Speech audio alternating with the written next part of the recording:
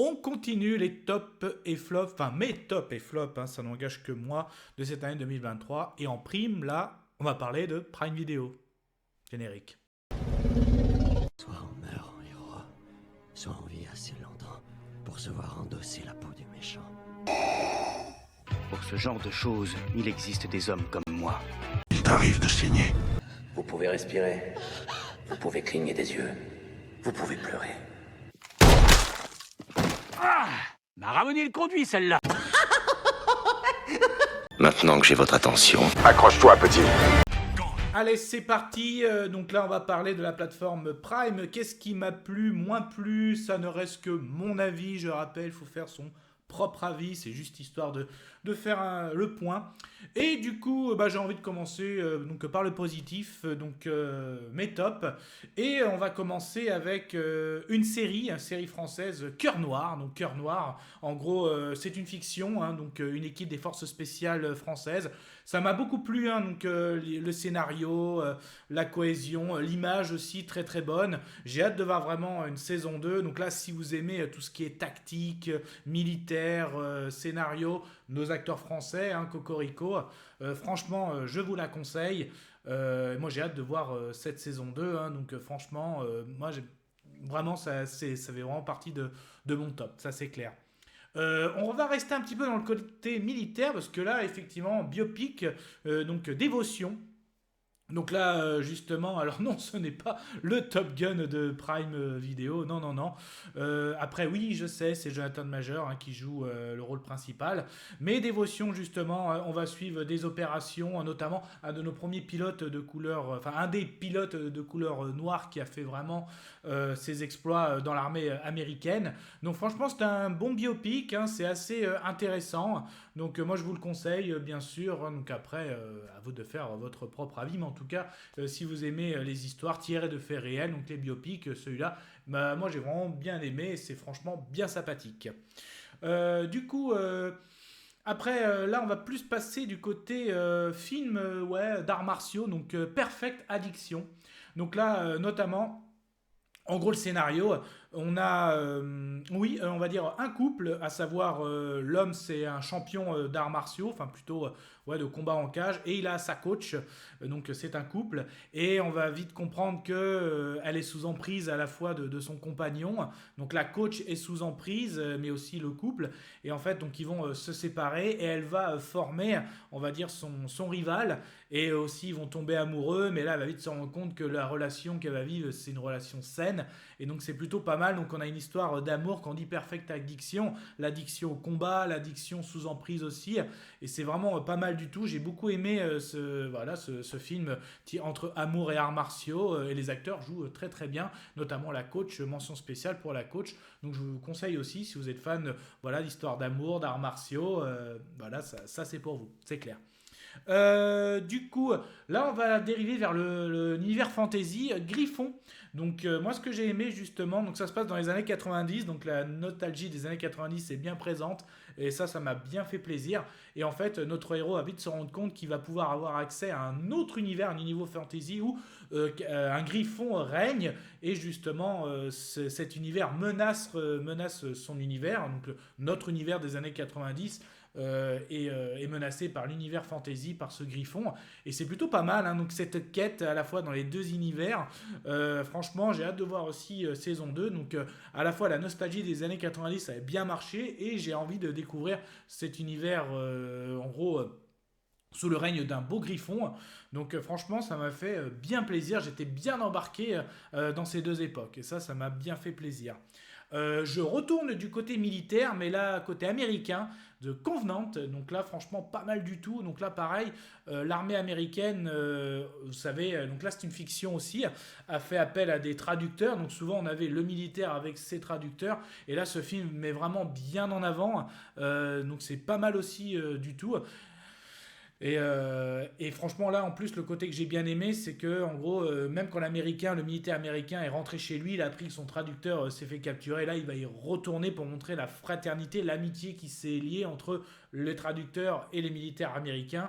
Donc là, en plus, un très beau casting, hein, d'ailleurs. Je vous le conseille aussi, un bon film militaire, c'est pas mal du tout, c'est clair. Du coup, au niveau de l'animation, bah moi, ce qui m'a plu, c'est Atom Eve, donc un épisode spécial sur elle. Oui, je vais pas parler d'Invincible parce que bah, la saison 2, certes, est sortie en 2023, mais pas entièrement. Donc bah, je me la réserve, mais je voulais quand même en parler que oui, l'épisode j'ai adoré sur les origin story d'Atom Eve, un bon épisode qui explique bien son origin story, une super scène aussi de bataille sur un pont. Donc franchement, moi j'adore ce personnage et ça m'a bien fait plaisir de voir cet épisode sur elle.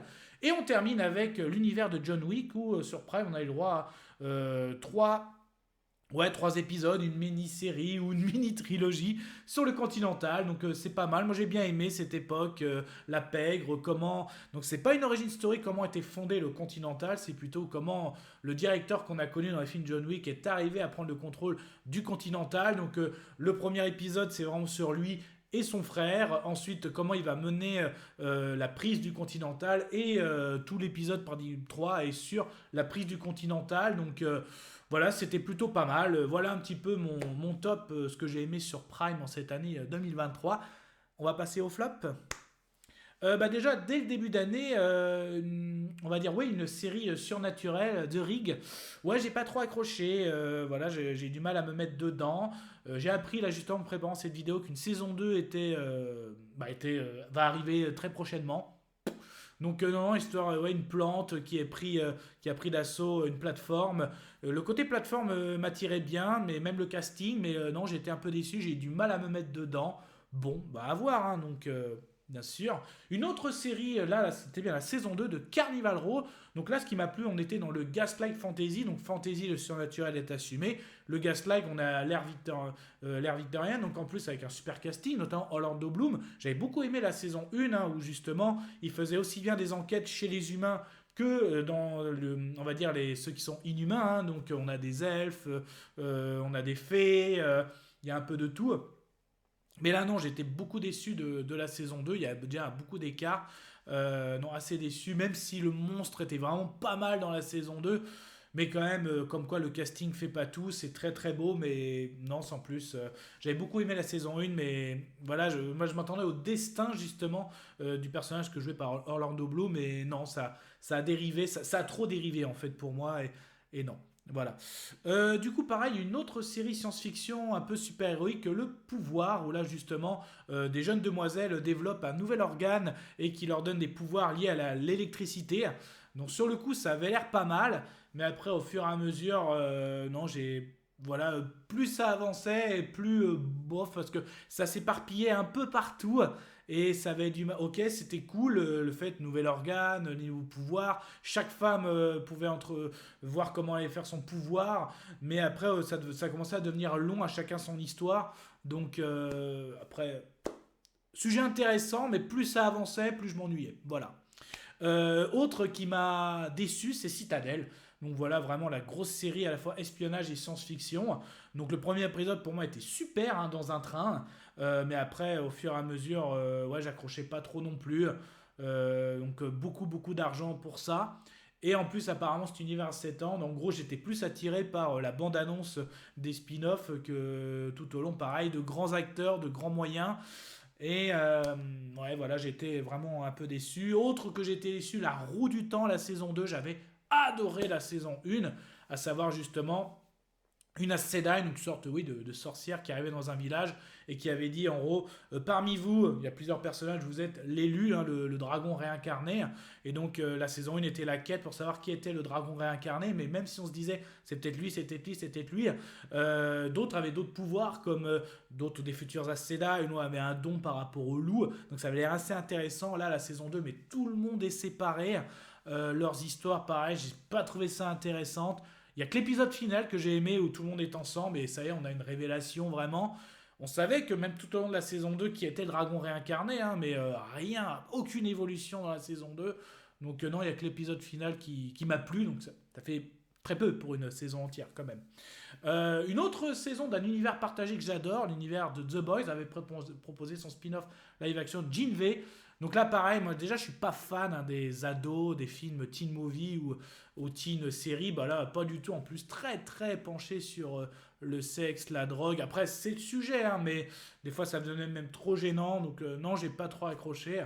Même si j'ai adoré la scène hein, avec le protecteur ou même le caméo de Butcher.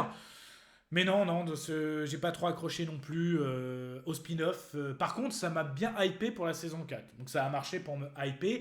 Et ça doit rester un spin-off. Hein. Pour moi, le spin-off doit rester secondaire et pas faire de l'ombre à la série principale. Donc voilà. Et pour finir, pareil, il y a un film avec John Cena, Freelance.